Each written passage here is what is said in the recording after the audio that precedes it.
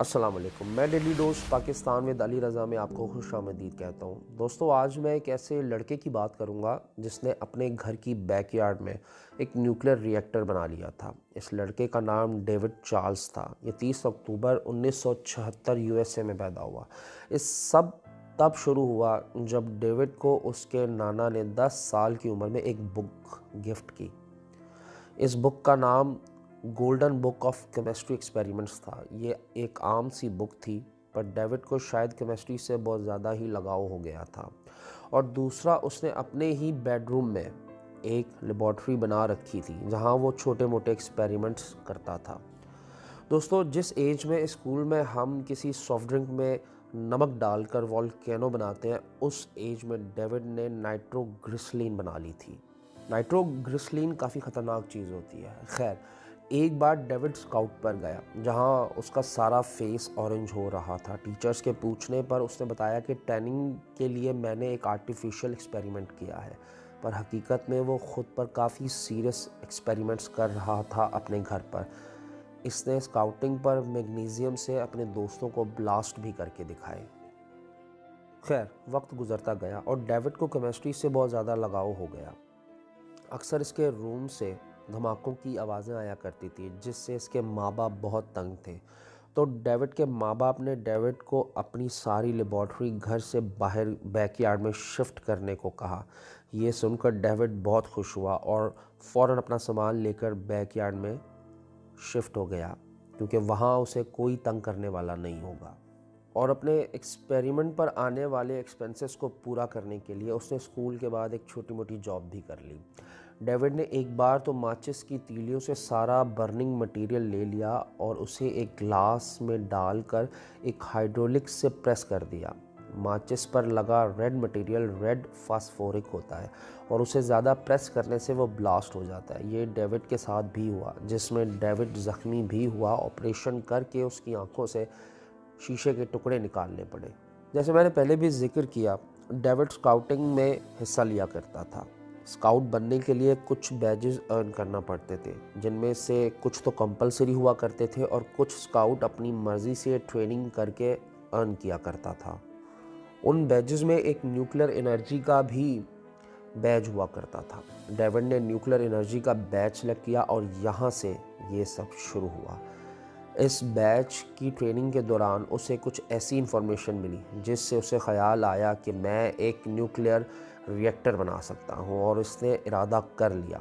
David fake professor बन के calls किया करता था, न्यूक्लियर एनर्जी में मसरूफ़ कंपनी से इंफॉर्मेशन लेता रहता था। इस दौरान इसने एक हॉस्पिटल का भी विज़िट किया और रेडियोलॉजी पर उसे काफ़ी इंफॉर्मेशन मिल गई।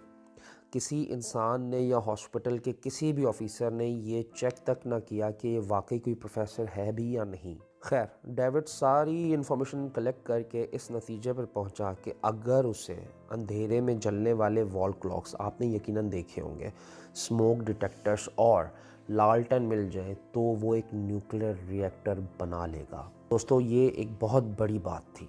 डेविड के माँ बाप को खबर तक ना हुई और ना ही उन्होंने कभी चेक किया डेविड घंटों घंटों क्या करता है।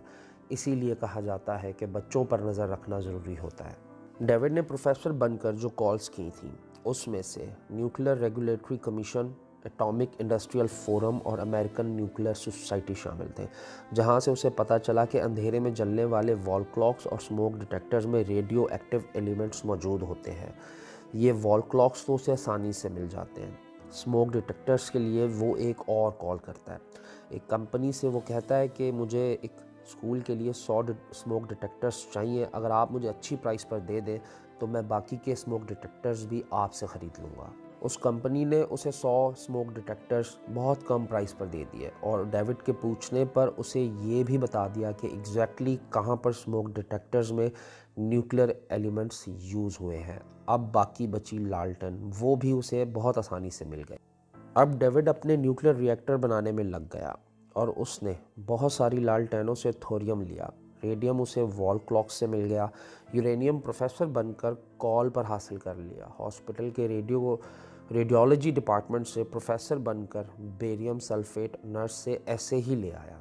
और स्मोक डिटेक्टर से उसे इमर्जियम हासिल करके कुछ फॉइली डक्ट टेप और कुछ छोटे कंटेनर लेकर न्यूक्लियर रिएक्टर बना लिया। और किसी को कानो कान खबर भी ना हुई कि एक बहुत ख़तरनाक रिएक्टर एक आम से घर में फुली फंक्शनल था। डेविड बहुत खुश था, पर एक दिन उसने देखा कि रेडियो एक्टिव रेस मुस्तकिल बढ़ रही हैं और उसके घर से 5 घर दूर तक फैल चुकी हैं। वो बहुत परेशान हुआ और उसने रेडियो एक्टिव रिएक्टर डिसमेंटल करने के लिए उसे अलग अलग कर दिया।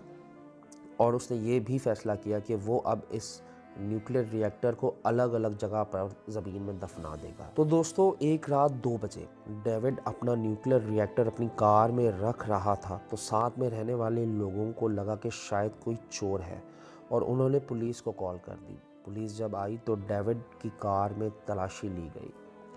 कार में मौजूद न्यूक्लियर रिएक्टर डेविड ने आम सी चीज़ों से बनाया था, उससे तो कोई शक ना हुआ, पर न्यूक्लियर रिएक्टर पर लिखा रेडियो एक्टिव पुलिस को कुछ समझ ना आया और पुलिस ने बॉम्ब डिस्पोजल स्क्वाड बुला लिया और डेविड को अरेस्ट कर लिया। दोस्तों, जब तक इन्वेस्टिगेशन हुई तो मालूम हुआ कि डेविड के बनाए न्यूक्लियर रिएक्टर से जो रेडियो एक्टिव रेज निकल रही थी उससे पूरा शहर कैंसर की लपेट में आ सकता था। गवर्नमेंट ने डेविड के न्यूक्लियर रिएक्टर को एहतियात के साथ सॉल्ट लेक डिज़र्ट में दफन कर दिया।